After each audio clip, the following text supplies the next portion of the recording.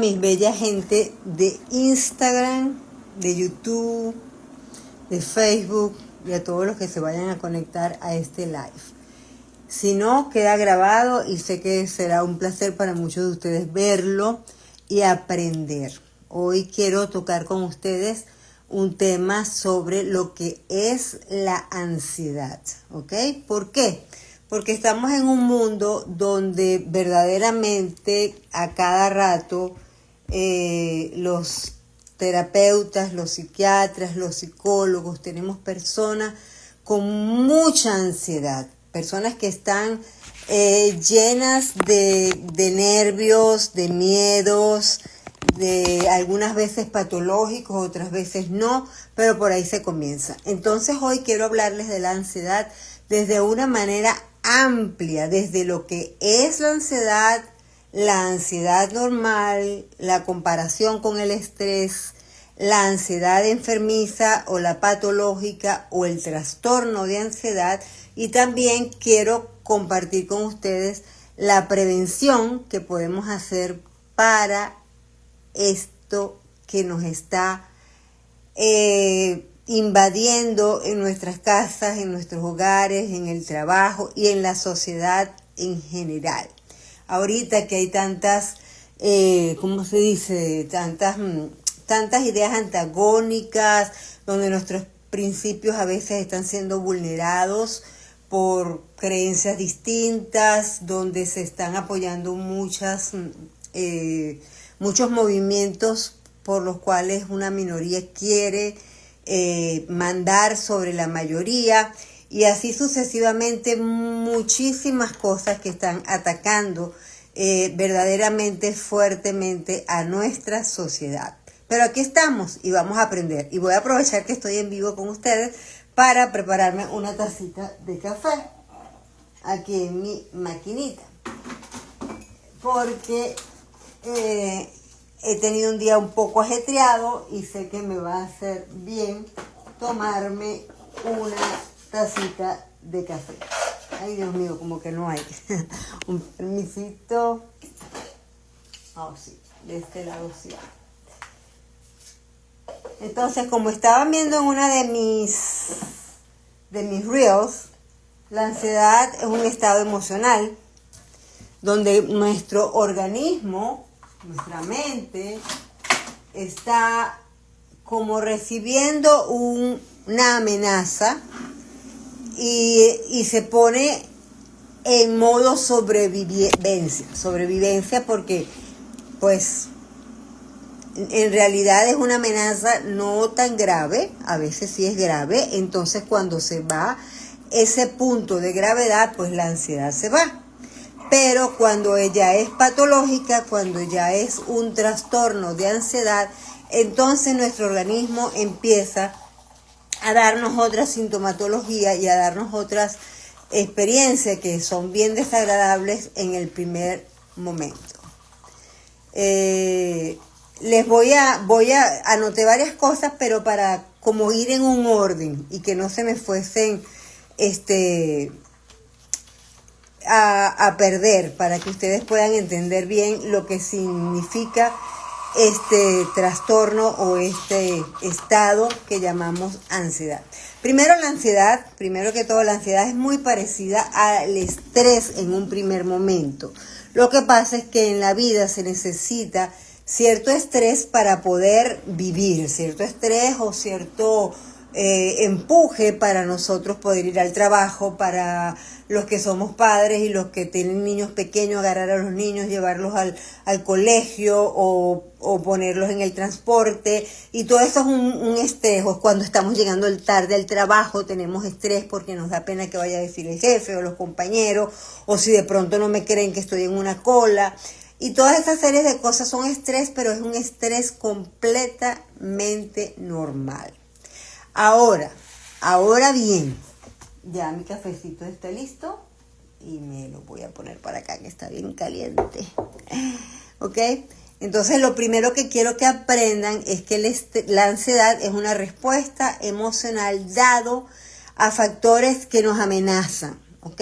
Y los ejemplos los estaba poniendo ahorita, el trabajo, la relación de pareja, que tengo que hablar con mi esposo y decirle que necesitamos gastar tal dinero, o mi esposo lo tiene que hacer conmigo, o mi esposo gastó un dinero que yo no esperaba y tenemos que hablarlo, y eso crea cierta tensión y crea cierta ansiedad, ¿ok?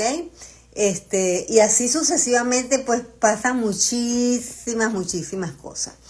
Es no estar seguros por el futuro, o si me botaron del trabajo, pues eso crea ansiedad, porque la ansiedad siempre es futuro. La ansiedad nos está dando una alerta de lo que significa el mañana, que qué vamos a hacer en el día de mañana. La ansiedad también es una situación que nos preocupa, pero se va volviendo patológica, y quiero que esto les quede muy claro, cuando la ansiedad se va manteniendo o sosteniendo en el tiempo. O sea que la ansiedad de hoy, ante circunstancias tal vez muy reales, se va quedando, y ya yo empiezo a sentir un cierto nerviosismo en mi cuerpo, un cierto nerviosismo, me tiemblan las manos, y en un principio pues vamos a creer que, ¿qué nos estará pasando? ¿Qué puede estar sucediendo aquí? Pero es importante estar prevenidos, y sobre todo es importante nosotros conocernos y saber si lo que está pasando dentro de nosotros es normal o no es normal. Una situación que nos preocupa, que se sostiene en el tiempo, se puede convertir en un trastorno de ansiedad, ¿ok? ¿Qué es un trastorno de ansiedad? Es una preocupación, pero desproporcionada a lo que se está realmente viviendo. O sea, no compagina, no coincide con lo que es lo real, ¿ok? La preocupación desproporcionada, ¿ok? Con respecto a como dije, la situación actual, ¿ok? Es un desgaste de nuestros neurotransmisores. Así como le decimos a la gente ahorita que cuando están viendo un teléfono y no paran, y mueven y mueven la pantalla, y mueven la pantalla, y pueden pasar 3, 4, 5, 6 horas, algunas personas hasta más, están haciendo un derroche de dopamina.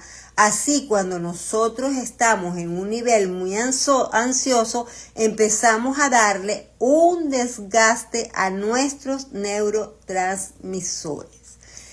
¿Qué son nuestros transmisores? Son los que las células del cerebro llevan a los neurotransmisores un aviso, y esos son de algo que puede estar pasando, pero esos son sustancias. Yo siempre le pongo el ejemplo a la gente para que me entienda, de los dedos así de la mano, cómo se encuentran. Porque el cerebro es puro fluido. Entonces, cuando estamos en un estrés o una ansiedad que se sostiene en el tiempo, o sea que la preocupación no mengua, sino al contrario, empeora, y lo que vamos teniendo enfrente sentimos que no lo podemos confrontar, porque acuérdense que es desproporcionado, se hace mucho más grande de lo que realmente es. Entonces estos neurotransmisores no pueden hacer algo que llamamos sinapsis, o sea, no pueden tener sus encuentros como debe ser. Y eso, como ellos están haciendo sinapsis de serotonina, de adrenalina y de una cantidad de sustancias que tenemos en el cerebro, y como esa de dopamina también, esas sustancias no se pueden conectar, entonces nosotros empezamos a sufrir una cantidad de sintomatología que es muy desagradable, y que en la mayoría de los casos, por lo menos yo aconsejo que la persona busque ayuda lo más rápido posible. Puede causar también depresión, ¿ok? Vienen los ataques de pánico, que son episodios que están respondiendo a el miedo que estamos teniendo en ese momento. Hay casos de terror, hay casos que la gente siente pánico, y bueno, esos ataques se llaman así, ataques de pánico. En psiquiatría se le llama a veces muerte inminente, porque la persona siente que que se está muriendo, otras veces las personas sienten que se están volviendo locas, que se van a volver locas porque es algo que no les coincide con su diario vivir, que no les coincide con lo como ellos están acostumbrados a vivir sus ansiedades o su estrés, sino que esto va mucho más allá. Entonces llega como un terror, ¿ok? Y ese terror va a hacer que nosotros segreguemos las sustancias que están en nuestros cerebros de una manera no normal, y la sinapsis, lo que pasa en nuestros neurotransmisores, el encuentro que estas neuronas, que estos neurotransmisores tienen que hacer para que nosotros funcionemos de una manera adecuada, no van a funcionar, empiezan a desgastarse, se empiezan a secar esas sustancias, ¿ok? Y al irse secando, entonces viene lo que se llama una catástrofe inminente, dificultad para respirar. Las personas, dependiendo de cada quien, va a variar la sintomatología, ¿ok? Hay personas que simplemente sienten taquicardia, entonces van al cardiólogo, el cardiólogo le dice, no, su corazón está perfecto, usted no tiene nada, porque lo que estos neurotransmisores están afectando es a nuestro sistema nervioso central, está haciendo que nuestro sistema nervioso no responda a situaciones cotidianas de la manera normal, ¿ok? Miedo a respirar, miedo a que se repita, sobre todo cuando el trastorno de pánico da y dura 1 minuto, a veces un poquito menos, a veces un poco más. Primero que parece eterno, ¿ok? Parece que no fuese a terminar nunca. Y una de las cosas que no nos ayuda, pero tampoco es culpa del paciente o de la persona que lo esté sintiendo, porque les voy a decir algo, esto nos puede dar a cualquiera de nosotros, ninguno está exento, ¿ok? De que algo así nos pueda suceder, sobre todo porque nosotros tenemos situaciones que se salen o se escapan de nuestras manos, como por ejemplo la muerte de un ser querido, ¿ok? O la muerte ya sea de un esposo, de un hijo, de una esposa, de una madre, de un padre, de un amigo muy amado. Incluso muchas personas lo experimentan cuando se les muere una mascota que la han amado durante años y ellos la sienten como parte suya, pues ellos sienten que esa parte se les fue, y entonces muchas veces estos estados ansiosos se incrementan y se hacen muy fuertes para las personas que lo están viviendo. Entonces, uno de los miedos más fuertes es que me va a volver a dar, me puede volver a dar, me puede volver a dar. Y esto obviamente crea más estrés en el organismo, crea más estrés en la mente, crea más estrés en el cuerpo y se pueden repetir, ¿ok? Cuando esto ya se empieza a repetir de una forma no normal, por decirlo así, porque puede ser que a cualquiera, ante una situación muy fuerte de la vida, nos dé un ataque de pánico en un momento dado, pero fue en ese momento y ya. Pero cuando esto se repite de una manera continua, bueno, estamos viviendo una ansiedad también por separaciones, porque mi esposo me dejó, mi esposa se enamoró de otro, o estoy pasando un divorcio, o un hijo mío está en drogas, o cualquier situación que sea estresante para nosotros, ¿ok? Que sea una experiencia muy desagradable, ¿ok? Esto les quiero decir que puede suceder desde la niñez, la adolescencia, la madurez y la vejez. En los adolescentes se ve mucho. Viven, sobre todo cuando los niños sufren la pérdida de un padre o de una madre, lo que llamamos la pérdida involuntaria, porque se muere alguno de los progenitores, pero también lo sufren cuando esos progenitores se separan y empiezan el proceso de un divorcio. Los niños se sienten, y yo siempre pongo el ejemplo, este es el piso de los niños, estos son los niños, y cuando los padres se divorcian, exactamente esto que van a ver ahorita es lo que pasa. Se quita el piso donde ellos están acostumbrados el arraigo, el sentido de pertenencia, lo que ellos están acostumbrados a hacer. Esto cae, ellos se sienten que caen al vacío literalmente.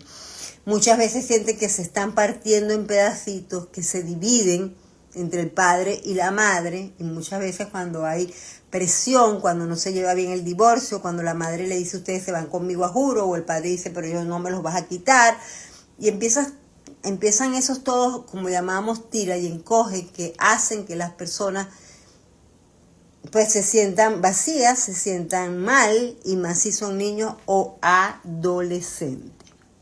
¿Ok? Hay ansiedad social. Le estoy diciendo ahorita un poquito los diferentes tipos de ansiedad que existen. La ansiedad social es cuando la gente le tiene fobia a estar en lugares muy conglomerados de personas. Las personas se sienten como con miedo, les da miedo hablar, les da miedo que les vayan a sacar conversación. No quieren acercarse a nadie, pero tampoco quieren que nadie se acerque a ellos, y esto se les hace muy difícil. Tienen una autoestima muy baja, tienen mucha inseguridad interna, y bueno, eso convierte prácticamente esa ansiedad en una fobia, porque la fobia no es más que miedo. Cuando la gente dice, yo le tengo fobia a las cucarachas, por ejemplo, que son tan desagradables, yo creo que yo les tengo fobia, esa fobia en realidad es miedo. ¿Okay? Es un asco, lo disfrazamos con el asco, pero en realidad es miedo. Las fobias son miedo, miedo a los lugares cerrados o miedo a los lugares muy abiertos, todo eso es ansiedad, ¿ok? A la vergüenza, el miedo, el que me juzguen, ¿ok? Todas las fobias son temor.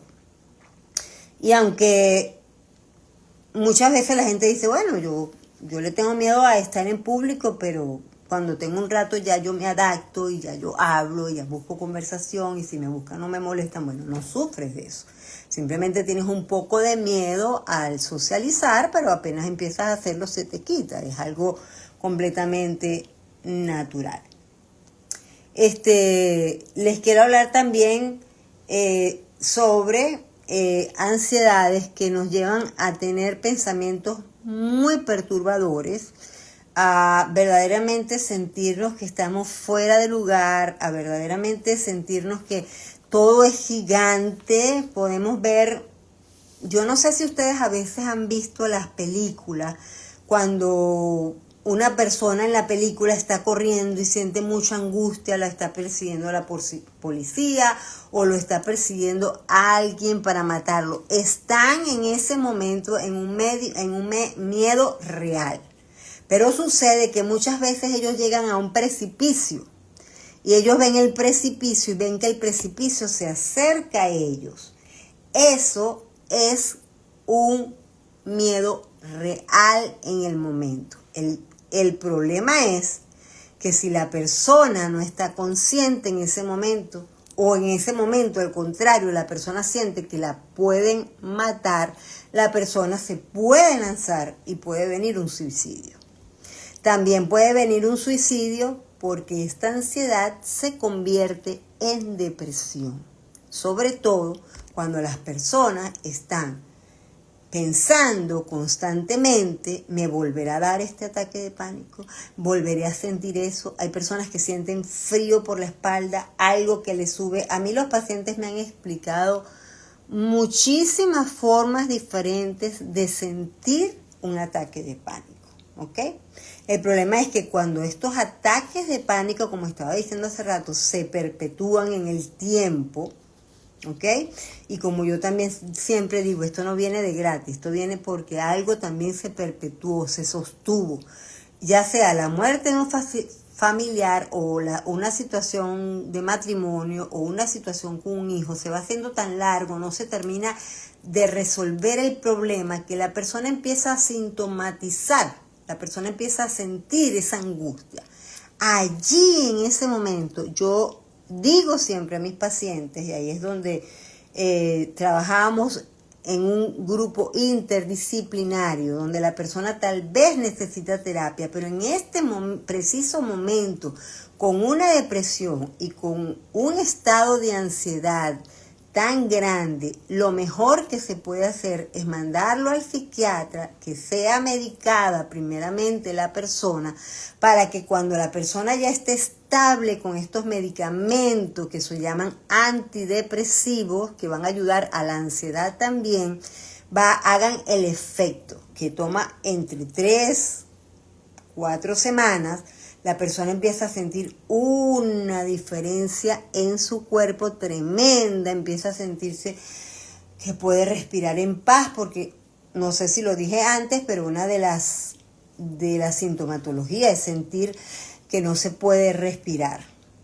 Unos lo sienten, otros no, pero casi todos lo sienten, ¿ok? Es como que si faltara el aire. Es más allá de un asma, es algo sumamente desagradable, y yo diría que hasta doloroso, porque cuando la persona empieza a decir, yo no quiero vivir esto, y yo no quiero que se repita, y se me va a volver a repetir, entonces, bueno, tal vez se puede tomar un ansiolítico y calmarse en el momento, pero si ya esto está a nivel de neurotransmisores, el ansiolítico va a ayudar en el momento, pero se va a volver a manifestar porque necesita la medicación, ¿ok?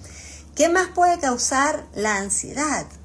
Bueno, las adicciones a las drogas, al alcohol, cuando las personas se meten en un método de abstinencia para dejar las drogas, esa abstinencia va a poner el cuerpo en alarma.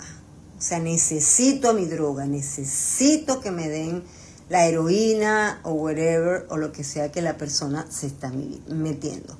Entonces, el estar en ese tiempo de abstinencia, al menos que lo hagan en una clínica con una cura de sueño, y creo que no es lo que se recomienda, pero eso habría que preguntárselo más a un psiquiatra. Entonces, la persona también va a tener esos estados de pánico, ¿ok? Hasta que el cuerpo sea desintoxicado de esas drogas, hasta que el cuerpo sea desintoxicado de esas sustancias, y entonces el cuerpo empiece a reaccionar de una manera positiva a como estaba antes de las drogas. Todas estas cosas pueden causar la ansiedad, ¿ok? Ahora, quiero decirles algo. ¿Por qué y cuándo la medicación? Permiso.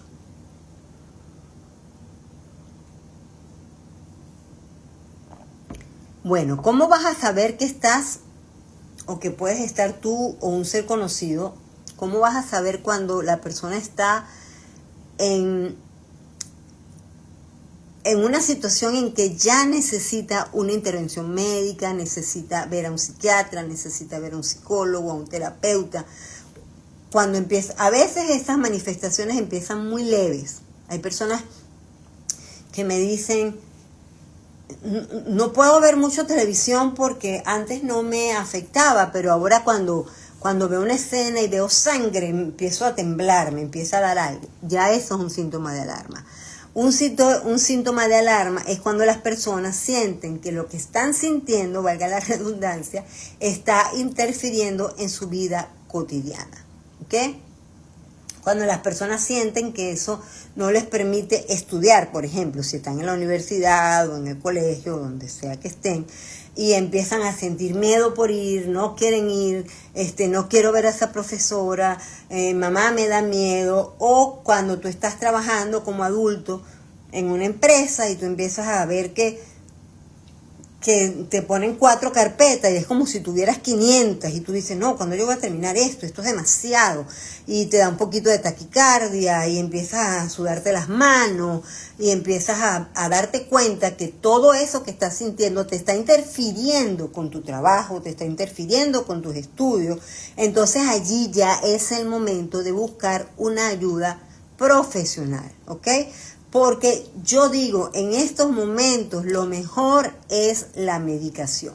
Hay personas que no les gusta medicarse, hay personas que han pasado por un sufrimiento de ansiedad terrible y no quieren por nada del mundo ir a un psiquiatra. Pero ¿qué pasa? Que si es muy grave, hay personas que la han pasado y han pasado meses terribles y después vuelven, pero primero vuelven locos a los que los rodean, porque las personas que los rodean llega un momento en que no saben qué hacer, no pueden hacer nada, ¿ok? No tienen el conocimiento, y es que nadie lo tiene, y aunque lo tuviéramos hay que actuar, y una de las formas de actuar es con el medicamento. Como les estaba diciendo que los neurotransmisores no están teniendo sinapsis, no se están encontrando entre ellos, no está habiendo una buena proporción de serotonina con las demás sustancias, noradrenalina, se me fue el nombre ahorita, y todas estas sustancias, no está habiendo una buena conexión. Entonces las personas se desesperan, y entonces en esa desesperación lo mejor es buscar al psiquiatra. ¿Qué va a medicar el psiquiatra en un primer momento a una persona con trastorno de ansiedad? Y acuérdense que digo que esto puede dar niños, adolescentes, adultos y viejos. ¿Ok? Lo primero que el médico les va a poner es un antidepresivo. La gente cree que antidepresivo, mucha gente me dice, ay, esa es la pastilla de la felicidad. No, eso no tiene nada que ver con la pastilla de la felicidad. Lo que pasa es que la mayoría de los antidepresivos que se mandan para cuando las personas tienen mucha ansiedad es un receptor inhibidor de la serotonina. O sea, hace que la serotonina se produzca mucho más en el cerebro. ¿Ok? Y ayuda a que la sinapsis, ayuda a que los neurotransmisores que están tratando, que están secos, que están tratando de hacer la sinapsis unas y otras, la empiecen a lograr. Por eso es que esta medicación toma sus 3-4 semanas empezar a hacer efecto. No es que va a tener efecto al minuto como lo tendría un ansiolítico, porque el ansiolítico va al sistema nervioso central y hace el efecto inmediato. Y una persona que tiene un nerviosismo gigante se empieza a sentir relajada y como que volviera en sí. Pero si ya esto es un trastorno, como les dije antes, esto se va a repetir. Por eso es importante tomar el antidepresivo, que el doctor se los mande, y si el doctor lo ve conveniente, también mandarles el ansiolítico, porque sobre todo las personas no duermen. Cuando las personas tienen este tipo de ansiedad, el trastorno de ansiedad, no duermen, se despiertan con taquicardia, pasan todas las noches despiertos, están con el miedo que les va a volver a dar. Y una de las cosas que más nos enferma a todos en general en la vida es no dormir. Ahora, cuando estamos pasando un problema de ansiedad o un trastorno de ansiedad, mucho más es importantísimo dormir bien. Y cuando las personas no duermen bien, el trastorno se va agudizando. Quiere decir que los neurotransmisores hacen aún mucha menos sinapsis, se van secando y entonces los temores se acentúan y puede venir el peligro de que la persona se suicide. Y es algo que realmente se arregla con una medicación. No es algo anormal, es algo que nos puede pasar a todos. Esto no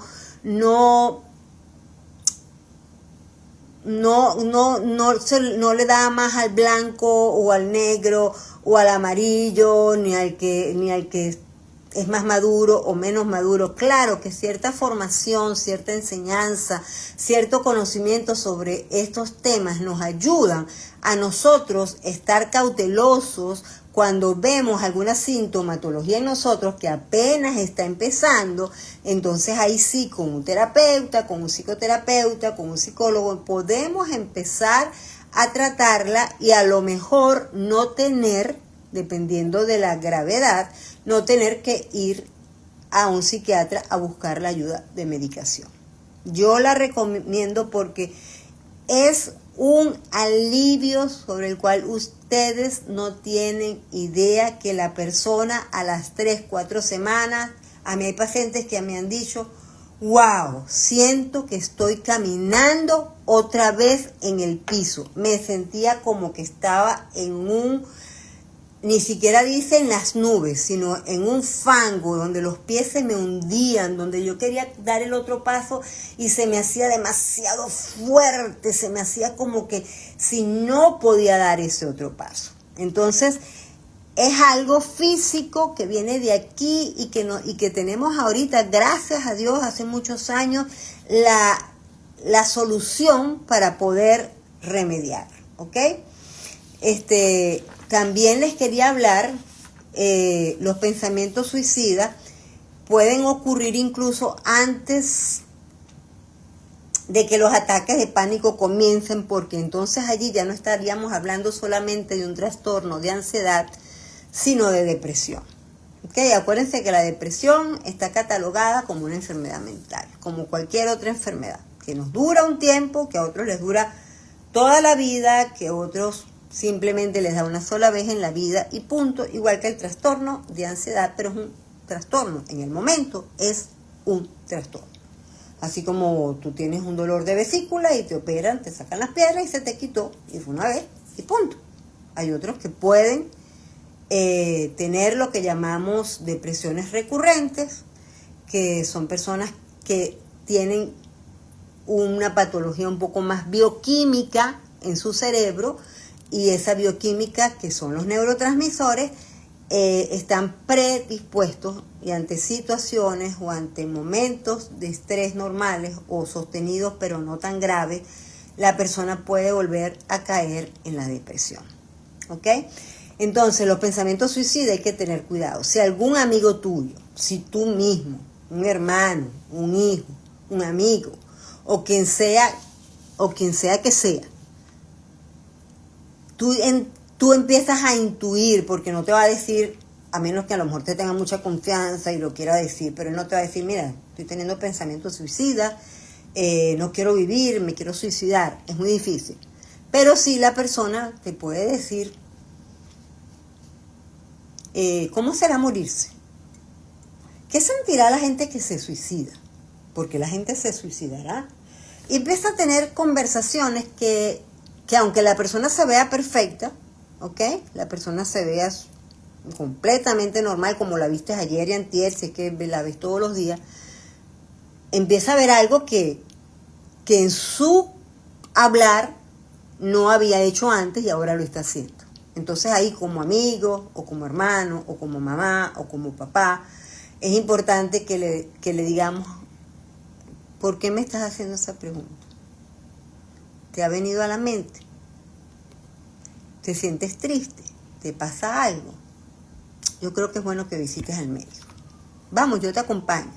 Y estar muy pendiente de esa persona, porque cuando una persona tiene la intención de suicidarse, lo puede llevar a cabo. No lo podemos agarrar como mucha gente dice, ay, termínate de suicidar, que siempre está diciendo que te estás suicidando. No podemos actuar de esa manera, porque es actuar de una manera muy inmadura. Incluso si es una manipulación, es algo que la persona está pensando. Y si la persona dice de pronto, me voy a suicidar, echando broma como para amenazarte, si me dejas, por ejemplo, si me dejas me suicido, tienes que ponerle oído, porque cuando las personas le vienen esas cosas a la mente, es porque ya las están pensando, ya ha habido un pensamiento anterior, ya se sienten que la vida les es muy pesada, ya se sienten que están haciendo algo que no saben por qué lo están haciendo, etcétera. Entonces es importante que les pongamos atención y que les preguntemos, sea nuestro hijo, nuestra pareja, nuestra esposa, nuestro esposo, nuestro primo, nuestro hermano, nuestro amigo. No lo dejemos así y después le digamos en la noche de pronto a nuestro esposo y decirle, ay, ¿sabes que hoy salí con fulanita y me dijo que cómo sería suicidarse? Y ella nunca había hablado de eso. No esperes contárselo a alguien. No se trata de algo para que compartas o un chisme. Al contrario, es algo para que le pongas atención y para que tú busques la forma de que esa persona concientice que necesite ayuda, porque ahí ya no estaríamos hablando de un trastorno de ansiedad, ya que tú lo ves tranquilo o tranquila y está hablando contigo normal, sino que ahí ya sería una depresión. ¿Ok? Cuando vemos que hay sintomatologías, los médicos van a descartar también muchas cosas. Por ejemplo, los médicos van a descartar problemas tiroideos. ¿Ok? Porque aquí nosotros tenemos una glándula y esta maneja casi que todas las hormonas del cerebro. del cuerpo, y eso le va a indicar el médico, según valores que él encuentre, que está bien y que está mal. Nos van a hacer exámenes de diabetes, porque el exceso de azúcar en la sangre, el tener diabetes tipo 2, que es la que se contrae cuando ya somos adultos por la mala alimentación, incluso allí la persona se empieza a sentir tan extraña que pueden venirle pensamientos suicidas. Si es la diabetes tipo 1, ni me lo imagino. O sea, sí me lo imagino, pero les quiero decir, imagínense, es mucho más grave porque la diabetes tipo 1 es una diabetes incurable, ¿ok? Que se puede controlar con la insulina, con el médico que te va a tratar, pero no es algo que se sane, ¿ok? ¿Qué más puede revisar el médico clínicamente? Si hay tumores, un tumor cerebral, porque a veces las personas que tienen depresión pueden empezar con dolores de cabeza muy graves, o mejor dicho, las personas que tienen tumores, con dolores de cabeza impresionantes, ¿ok? Jaquecas muy fuertes que no se les quitan con nada, y los médicos buscan descartar que hayan tumores cerebrales y que esos tumores estén haciendo que la persona tenga cambios en su personalidad, ¿ok? También dolores crónicos, como la fibromialgia. La fibromialgia es algo terrible, que es dolores en todas las partes del cuerpo donde hay nervios, pues tenemos nervios en todas las partes del cuerpo, y son dolores bien agudos, son dolores crónicos, son dolores que muchas veces las personas tienen que usar medicamentos muy fuertes que también causan adicción,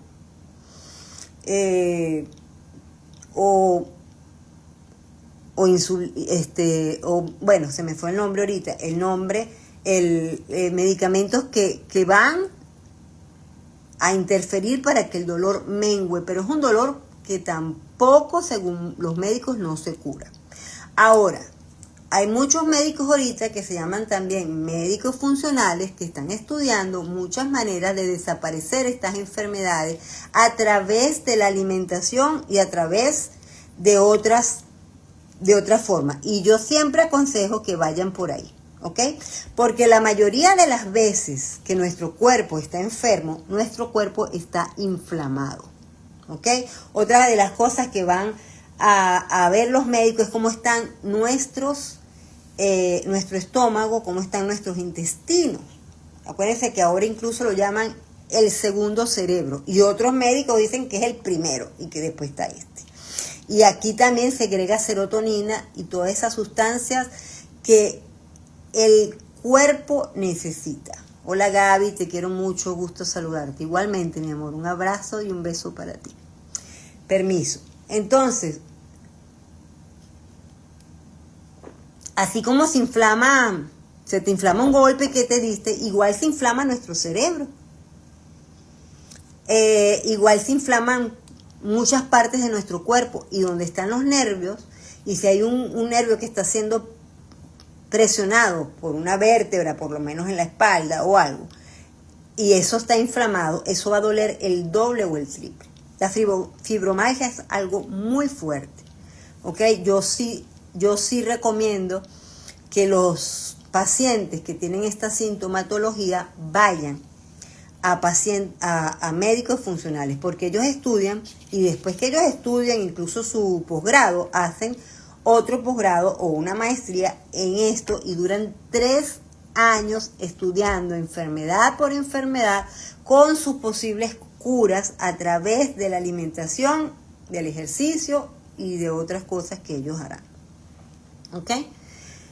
Ahora les quiero hablar, perdónenme que hable rápido, pero yo sé que a las personas no les gusta la gente que habla lento y que se queda 3 horas explicando algo. Si ustedes quieren ver otra vez la explicación, pues vuelven a ver el video y así se lo mandan a sus amigos y me ayudan a mí un poquito. Y si no me han seguido en YouTube, por favor síganme, ¿ok? Psico Gaby Moros. Ahora, los factores que pueden influir para que nosotros, tal vez no en el momento, aunque puede pasar en el momento, pero tiempo después que pasa, podamos sufrir de esta ansiedad o de esta depresión. ¿Ok? Factores que influyen. Los traumas. Entre los traumas, porque hay muchísimos tipos de trauma, pues, está el trauma, por ejemplo, de una paciente que yo tuve, que a ella le fascinaba cantar y toda la vida le dijeron que cantaba mal, que cantaba, que era una porquería, que no cantara, que desafinaba. Y le frustraron su sueño desde pequeña y ese trauma le hizo daño por el resto de su vida. Y tenía una voz hermosa. Pero gente envidiosa, tíos, tías, personas que están buscando lo mínimo para criticar en el otro, pues pasa. Y a ella le pasó. ¿Ok? Entonces, lo primero son los maltratos. Eso es un maltrato. Los maltratos de que tú no sirves. Ahora, gracias a Dios, que existen muchas modalidades, entre ellas la educación con respeto o la crianza respetuosa, que tiene unas partes que no me gustan, pero tiene unas partes muy buenas porque nos ayuda a entender que ese ser humano que tenemos enfrente, que es un niño, va a crecer. Yo siempre lo tuve consciente cuando mis hijos eran pequeños. Yo me gustaba vestirme bien para ellos, me gustaba estar linda para ellos, me gustaba oler bien para ellos, los enseñé a que fuesen limpios, todas esas cosas, porque ellos son personas más pequeñas, pero son personas y van a crecer. Y si les hacemos daño en ese momento y ya la vida en sí tiene tantas dificultades, ¿por qué los vamos a traumar? ¿Ok? Pegándoles, regañándoles y haciéndolos sentir que son una basura. Muchas frases que se oían en la época tal vez de hace 70, 80 años, cuando tal vez nuestros abuelos o padres criaron, era tú no sirves para nada cuando el hijo hacía algo errado. Cuidado, vas a ser maricón si el muchacho era varón y tenía gestos femeninos. Perdón, en vez de ayudarlos a que, mi amor, no hagas así, haz asado, que así te ves más hombre, etcétera, ¿no? Bueno, abusos, rechazo, el no contacto. Yo siempre le digo a los padres,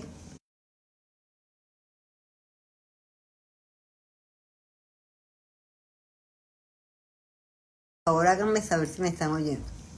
Es que me salió que tenía pausa por...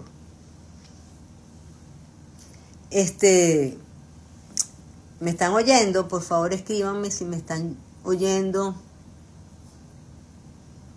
Ok, gracias. Bueno, los traumas. Los traumas son terribles. Esos traumas que estoy hablando de maltratos, ¿ok? Todo lo que es maltrato. Tú no sirves, pareces una niña a los varones, o a la niña decirle pareces un hombre, te vistes como un hombre. Todas esas cosas hacen daño. Nosotros tenemos que hablarle a los niños y a los adolescentes como queremos que nos hablen a nosotros. A nosotros no nos gustan que nos maltraten, pues a ellos tampoco.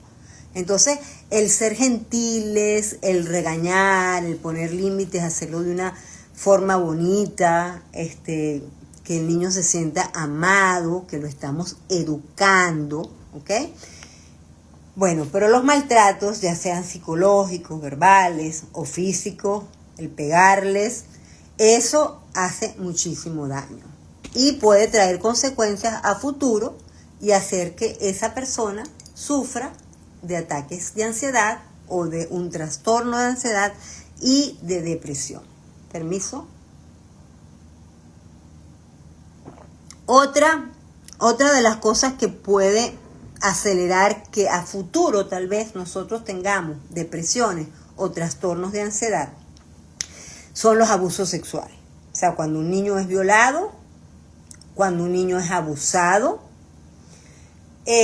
cuando un niño ya, por ejemplo, de 10 años, ya sea un tío, un cuñado, un abuelo, un hermano, quien sea, lo toca de una manera indebida o le hace algo, y esos niños van con confianza al papá o a la mamá y le dice, mamá, me pasó esto, o papá, me pasó aquello, y los padres no le creen.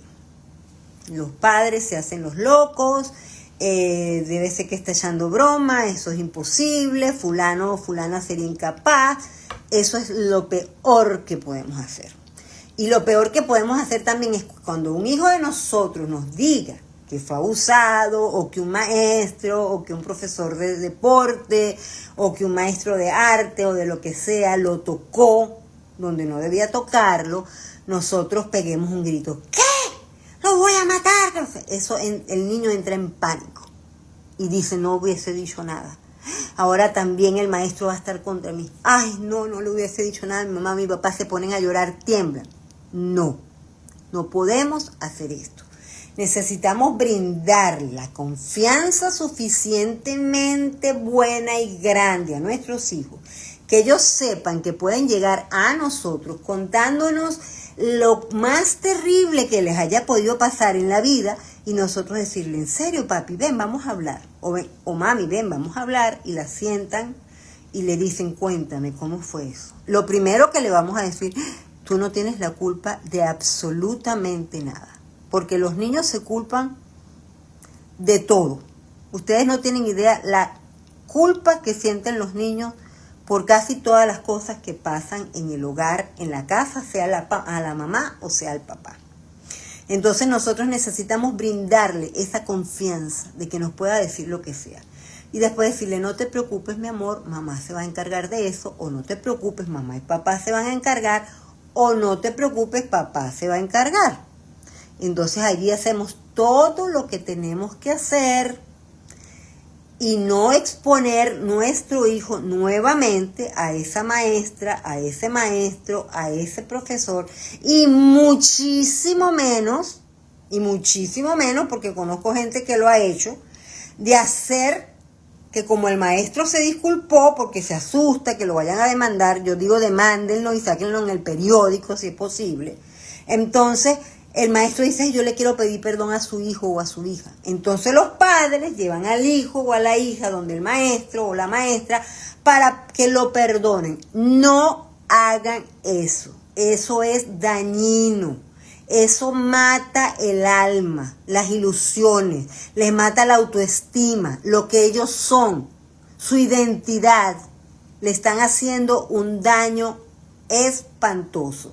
Y cuando crezcan y se tengan que relacionar con las personas que quieren relacionarse en el colegio, en la escuela, en la universidad, para ellos estudiar una carrera, lo más probable es que lo hagan con mucha dificultad, siendo completamente ermitaños, más nunca en la vida te van a contar absolutamente nada de lo que les pase. ¿Ok? Si un hijo tuyo o una hija tuya fueron expuestos ante un profesor abusador, tú tienes que sacarlo del colegio. Tienes que hacer la denuncia, tienes que llevarlo a la policía y hacer todos los pasos que tengas que hacer, pero tu hijo no puede tener contacto otra vez con una persona que le hizo daño. ¿Por qué?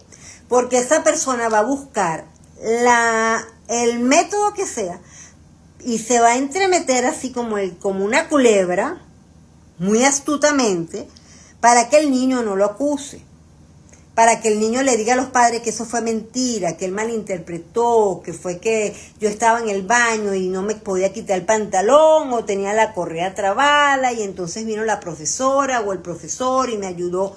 No lo expongas. Eso lamentablemente es el error que cometen prácticamente todos los padres y es muy doloroso. Y si algo necesitamos enseñar son estas cosas para prevenir a futuro esos trastornos de ansiedad y depresión que van a venir, que vienen porque la vida tiene sus complicaciones, porque se nos muere un ser querido, porque nuestro esposo nos fue infiel o porque nuestra esposa se nos fue o por lo que sea. Pero nosotros necesitamos prevenir lo más que podamos, porque la prevención es la mejor medicina que nosotros nos podemos dar a nosotros mismos, ¿ok? Un diagnóstico no esperado también puede traer un trastorno de ansiedad. Por ejemplo, que de pronto tú vas al médico y tú le digas al médico, me siento mal, no sé, algo tan grave, y salgas de ahí con un diagnóstico de cáncer. Y cuando te dicen que el diagnóstico está en etapa 4, que ya no hay nada que hacer. O tal vez te digan que está empezando, pero tienes que hacerte una operación, o te tienes que hacer quimioterapia, radioterapia y una serie de cosas. Todas esas cosas traen estrés. Y en el día de mañana pueden traer como consecuencia, si no lo trabajamos bien, porque ya a lo mejor somos adultos y lo podemos trabajar bien para que no traiga efectos, pero en el momento puede causar un diagnóstico no esperado, puede causar que tengamos ataques de pánico o caigamos en depresión, o que tienes un lupus, o es que tu hijo tiene cáncer, o que tu marido tiene cáncer también, o alguna otra enfermedad que nos entristece, tiene una enfermedad cardíaca. Todas estas cosas pueden traer a nuestra vida tanto ataques de pánico como depresión. ¿Ok? Algo que debemos evitar en nuestro diario caminar, es el exceso de estrés. ¿Por qué? Porque el estrés segrega demasiado cortisol. El cortisol en la mañana lo tenemos alto, porque eso es lo que nos despierta. Eso es lo que nos está avisando que es de día, que es hora de trabajar, que es hora de hacer lo que tengamos que hacer. En el transcurrir del día, el cortisol va bajando, va bajando, va bajando y va bajando para que se pueda cumplir el ciclo circadiano, la melatonina pueda hacer su efecto y nosotros podamos dormir. Si eso no sucede así, entonces, sino que estamos en un estrés hasta las 9 de la noche, lo más probable es que no podamos dormir bien. Y eso nos pasa cuando tenemos jefes abusivos o nosotros somos personas obsesivas compulsivas que nos exigimos demasiado y hacemos un trabajo excesivo. También nos puede venir con duelos, muertes de familiares y personas amadas que no sabemos cómo trabajarlas. También nos sucede cuando tenemos muchas pérdidas seguidas. En el caso mío, por ejemplo, a mí se me murió mi papá. A los 2 años o antes se murió una hermana con cáncer, cosa que nosotros creíamos que jamás en nuestra familia, porque no habían antecedentes de ningún tipo de cáncer. Y después se murió mi mamá. Entonces, yo no pude asimilar tanta muerte. Y tuve que buscar la ayuda profesional que eso requiere. Entonces, no nos podemos creer Superman. Podemos prevenir, podemos tener un trabajo de higiene mental, como el meditar, como el caminar sobre la grama, como el tomar tal vez algunos ansiolíticos naturales, como la pasiflora, tal vez haciendo ejercicios de respiración, ayudándonos, y también la ayuda profesional en buscar cerrar los capítulos que hayan quedado abiertos con la persona que se fue. Otro de los factores que nos pueden ayudar que no nos van a ayudar con el estrés y nos pueden traer depresión o ataques de pánico o trastorno de ansiedad es el dinero. Y todo, como dije al comienzo, es cuando algo se sostiene en el tiempo. Tú puedes no tener dinero 1 semana, 2 semanas, pero cuando ya pasa 1 mes, 2 meses, 3 meses, 4 meses y no has conseguido y no tienes el trabajo, pues tu cuerpo está bajo estrés, está segregando demasiado cortisol, ¿ok? También cuando tenemos depresiones y trastornos de estrés genéticos, o sea, donde hay familiarmente, tenemos familia que se ha suicidado, familia que ha sufrido de esos trastornos, etcétera. Otra de las cosas que pueden disparar la ansiedad y la depresión es el alcohol, por supuesto el alcoholismo y las drogas, ¿ok? Cuando la persona no siente que satisface o que eso le satisface lo que quiere que le satisfaga, ¿ok? No dormir, el aislamiento, somos personas sociales, necesitamos socializar con la gente, necesitamos hablar, así sea con gente que no conoces. Tú sales a caminar y el hecho de que saludes y digas buenos días, buenas tardes, sonrías, aunque no lo hagan los demás, pero tú hazlo, eso ayuda a la calma, ¿ok? El caminar sobre la arena, el caminar sobre grama es muy, muy bueno, ¿ok? La mala calidad de vida, el no alimentarnos bien, el comer muchos alimentos inflamatorios como las harinas, el gluten, en exceso, todo eso va a inflamar también nuestro cerebro, ¿ok? Bueno, que un amigo se te suicidó, etcétera. O sea, hay muchas cosas que pueden causar esto, ¿ok? Esperar para ver si esto es crónico o no es crónico no es un buen consejo. Yo creo que es algo que nos dice que nuestra intervención sea de inmediato, ya sea que lo veamos en un amigo, en un conocido o que lo veamos en nosotros mismos. Que hagamos y reactivemos la conversación. Mira, me estabas diciendo ayer o esta mañana que estabas pensando por qué la gente se suicida, por qué esto o aquello. Cuéntame qué te está pasando. Si es un muchacho, dile, mira, llama a la mamá y al papá, dile que tú estás notando algo raro en su hijo o en su hija. Si es un amigo, dile, te acompaño, vámonos para el médico, estás viviendo mucho estrés, desde hace días te veo agotado, ¿ok? El agotamiento físico, el trabajar de noche, todas estas cosas son signos de alarma y tenemos que tener cuidado, ¿ok? Entonces, el dar tiempo al tiempo no es una ayuda que yo jamás vaya a sugerir. Las cosas a tiempo son mucho mejores, ¿ok? ¿Qué les puedo decir en este momento para que ustedes digan cómo, bueno, ya les di alguno, pero cómo prevenir? Por ejemplo, ahorita no tengo trabajo, por ejemplo, ahorita no estoy teniendo el tiempo de comer adecuadamente, por tiempo, o por falta de dinero, o por lo que sea. ¿Qué puedo hacer? El día tiene las mismas horas para cada uno. Distribuirlo es nuestra responsabilidad. Poner límites a nuestros jefes, poner límites a las personas que nos rodean es nuestra responsabilidad. No podemos dejar que los demás hagan con nosotros lo que ellos quieran, ¿ok? Entonces, lo que es el ejercicio es importante. Sacar, aunque sean 15 minutos al día, para trotar, para correr o para alzar pesas, que ahorita está muy recomendado, es súper importante. El tiempo necesitas sacarlo. El decir no tengo tiempo, permíteme que te diga que es una excusa y barata, ¿ok? Las dietas sanas, como dije ahorita, no comer tanto carbohidrato, el saber cómo mezclar la comida, no un plato lleno de carbohidratos con un poquito de proteína. La proteína es esencial para nuestro organismo.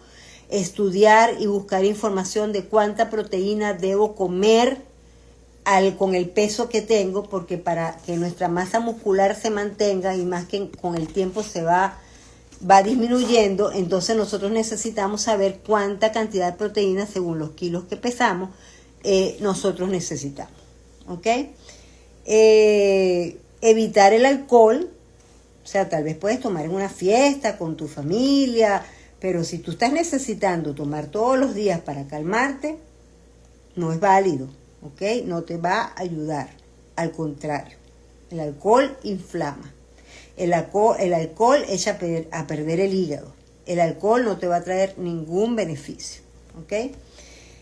Las drogas también te van a hacer muchísimo daño.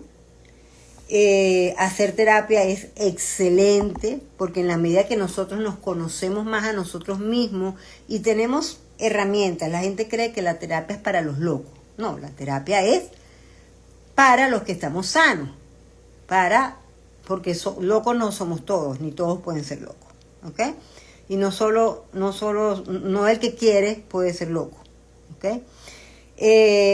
Los antidepresivos van a ayudarte mucho.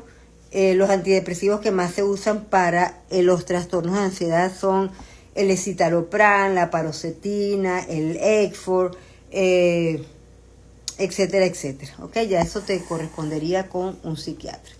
¿Cuánto dura una depresión o un trastorno de ansiedad severo que tiene que ser medicado? Bueno, dura más o menos unos 6 meses. Claro, como te dije, con la medicación al mes ya te vas a sentir muchísimo mejor. Pero dura más o menos 6 meses en general. Ahora, si estás medicado, lo más probable es que tu médico no te va a quitar la medicación a los 6 meses. Lo más probable es que te la quite al año o a los 2 años. ¿Ok? Para asegurarse de que no vuelvas a repetir el ciclo, sobre todo cuando es una primera vez. ¿Ok?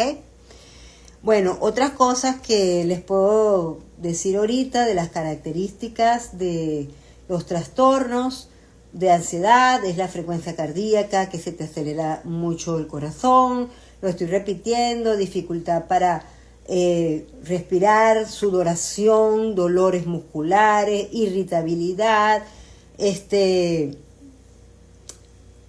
y muchísimos otros que ya les nombré hace rato, ¿ok? ¿Qué más recomiendo? Por último, y para ir cerrando, recomiendo mucho la vitamina B6 y la vitamina B12, ¿ok? Intramuscular o pasada por la vena.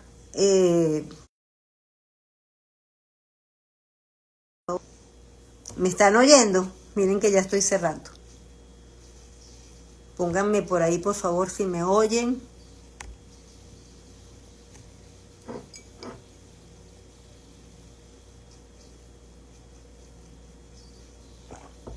¿Me están oyendo?